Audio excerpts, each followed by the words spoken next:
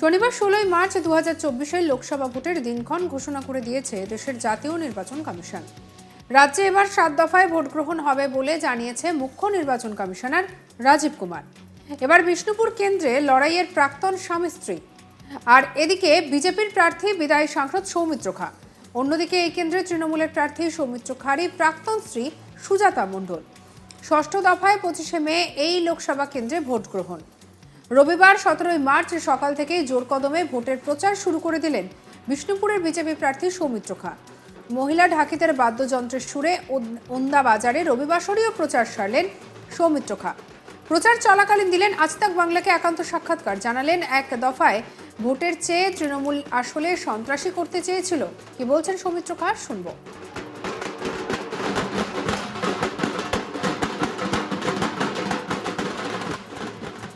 মা দুর্গা পুজোয় ঢাক বাজায়, শুভ শক্তির আগমন।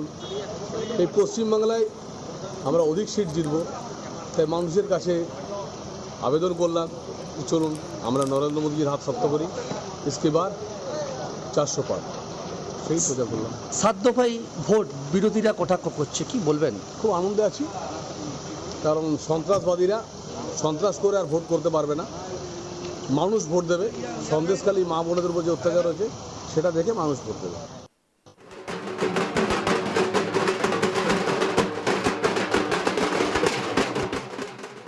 আর এই নিয়ে আমাদের কালিক নির্ভীক চৌধুরীর কি রিপোর্ট দেখাবো আপনাদের। নয়াদিল্লিতে জাতীয় নির্বাচন কমিশনের তরফ থেকে প্রকাশ হয়েছে লোকসভা ভোটের নির্ঘণ্ট। নির্বাচন কমিশনের বেঁধে দেওয়া তারিখ অনুযায়ী বাঁকুড়ার যে 2 লোকসভা কেন্দ্র অর্থাৎ বাঁকুড়া এবং বিষ্ণুপুরের লোকসভা ভোটের তারিখ হচ্ছে 25 মে। তারই আগে রবিবাসরীয় প্রচার সারতে দেখা গেল বিষ্ণুপুর লোকসভা কেন্দ্রের বিজেপি প্রার্থী সৌমিত্র খাকে। এদিন তিনি আনুষ্ঠানিকভাবে ওন্দা স্টেশন থেকে পুরো ওন্দা গ্রাম চত্বর একটি র্যালি ঢাক ঢোল পিটিয়ে করতে দেখা গেল।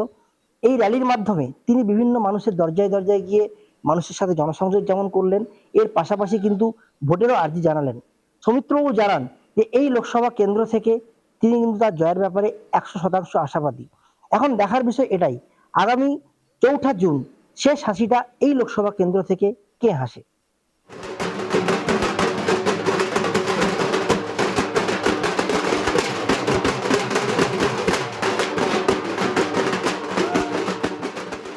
অবশ্য প্রার্থী হওয়ার পর থেকে প্রাক্তন স্ত্রী তথা তৃণমূল প্রার্থী সুজাতা মণ্ডল সম্পর্কে কোনো বিরূপ মন্তব্য করেনি সৌমিত্র।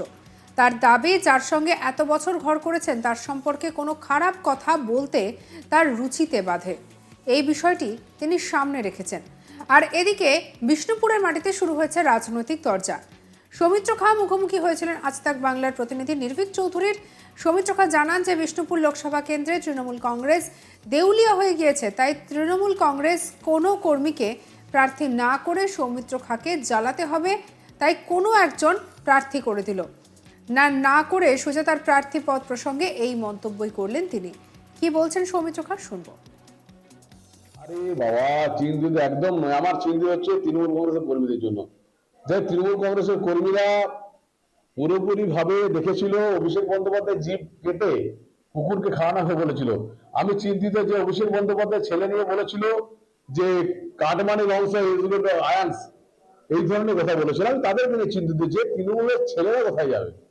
আমি তৃণমূলের ছেলেদেরকে বলবো আমি আছি, একদম চলে এসো আমার কাছে। তোমাদের যিনি আছেন মানব সেবা সমাজ সেবা বলতে কি কিছু করেছেন বলে আমার জানা নেই, যদি করে থাকেন তো ভালো কথা। লড়াই কি হাড্ডাহাড্ডি না একতরফা? আমি লড়াই বলে মনে করছি। এখানে ভারতীয় জনতা পার্টি জিতে গেছে, কারণ এখানে ভারতীয় জনতা পার্টি 5টা বিধানসভা আগে জিতেছে। ভারতীয় জনতা পার্টির পুরো কৃতিত্ব হচ্ছে এখানকার মানুষের। এখানে জেতার পেছনে পুরো কৃতিত্ব হচ্ছে বিষ্ণুপুর লোকসভার মানুষের এবং ভারতীয় জনতা পার্টির কর্মীদের এবং অবশ্যই নরেন্দ্র মোদী, অমিত শাহের। আমার কাছে এটা নতুন করে কিছু নেই।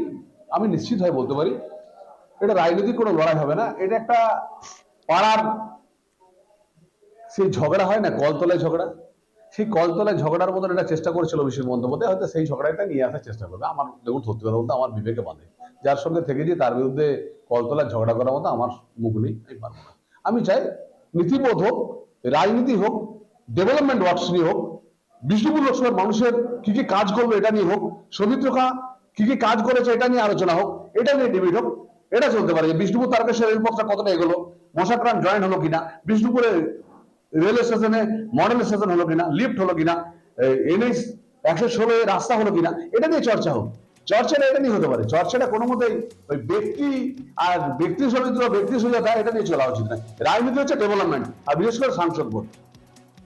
আর এদিকে সৌমিত্র খা জানালেন, যার সঙ্গে এতদিন ঘর করেছি তার বিরুদ্ধে কোনো অভিযোগ করব না আমি। কি বলছেন সৌমিত্র, শুনবো। তাই এইসব এদের সম্পর্কে কি আর বলবো বলুন, যার সঙ্গে এখানে থেকেছি তার সম্বন্ধে ফালতু এটা উল্টো পাল্টা বলবো, আমার এসব মানসিকতায় নেই। আমি একটা কথা মনে করি, আমি নিজের জায়গায় ঠিক আছি, আর নিজের জায়গায় ঠিক থাকলে এলাকার মানুষের প্রতি ভরসা আছে। 16 লাখ মানুষ আমায় বারবার দেখেছেন, আমি বাঁকুড়া জেলা জুড়ে রাজনীতি করেছি, রাজ্য জুড়ে রাজনীতি করেছি। তো এর মধ্যে আমি কি বলবো, কারণ আমার এর মধ্যে কোনো অভিযোগই নেই, আমার কোনো অভিযোগই নেই। কারণ যার সঙ্গে থেকেছি তার বিরুদ্ধে আমি কোনো অভিযোগ দেবো না, এই কারণেই শুধু বলবো বিধাতা মালিক, ঈশ্বর মালিক, বিষ্ণুপুরের জনগণ মালিক, তারা দেখতে পেয়েছেন, তারা জানেন কোথায় কি করেছে। 2019 লোকসভা ভোটে তৎকালীন স্বামী সৌমিত্র খার হয়ে প্রচার করেছিলেন সুজাতা মণ্ডল। সৌমিত্র জয়ী হওয়ার পেছনে সুজাতা মণ্ডলের অবদান কম নয়, এমনটাই প্রচারে তুলে ধরেছিলেন সুজাতা। কি বলছেন এ নিয়ে সৌমিত্র খা, শুনবো। 2019-এর যে কৃতিত্বটা আপনার জেতার পেছনে কার, সৌমিত্র খায়ের না সুজাতার? আমি একটা কথা বলি আপনাকে, ভারতীয় জনতা পার্টিতে আপনার এখানে আমার পঞ্চায়েতের বুথ লেভেল থেকে শুরু করে, মহিলা থেকে শুরু করে, নরেন্দ্র মোদীজির সভা থেকে শুরু করে, অমিত শাহজির সভা থেকে শুরু করে, পার্টির ফান্ডিং থেকে শুরু করে সবকিছু বাদ দিয়ে আপনি একজন ব্যক্তির উপরে দেবেন কি করে? আমি সৌমিত্র খা, আমি যদি বলি আমার কৃতিত্ব, ভুল, রং। ভারতীয় জনতা পার্টির কর্মীরা হচ্ছে শেষ কথা, ভারতীয় জনতা পার্টির নরেন্দ্র মোদী হচ্ছে শেষ কথা। আমি আজকে জিততে পারবো না, আমি জিতলে 4% ভোট পেতে পারি, কিন্তু পার্টির সাথে আছে, আমি 56% ভোট পাবো। পুরোটাই পার্টির কৃতিত্ব।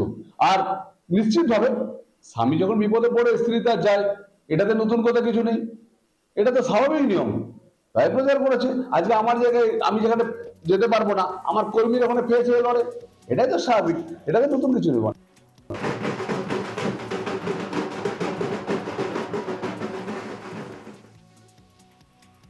সঙ্গে রাখুন আজ তাক বাংলাকে। অন্যান্য খবরের জন্য সাবস্ক্রাইব করে নিন।